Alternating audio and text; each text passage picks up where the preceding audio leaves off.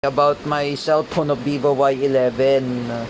I asked my dad anyway. Lawrence Villawan messaged me, kamusta ba ang dating mong cellphone mo? I said, it's still ongoing fixing. Inaayos pa. That's what I said. For me, Lawrence Villawan, I respect your decision.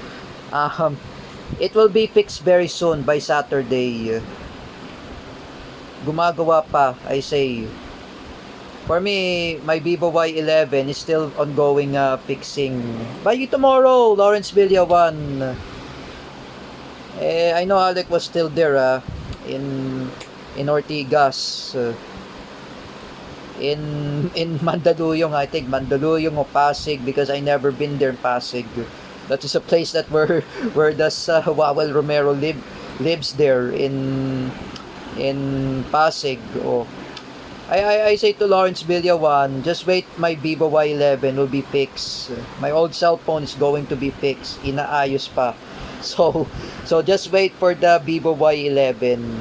It's going to be fixed because I know my dad said to me it's going to be fixed, it's going to be repaired.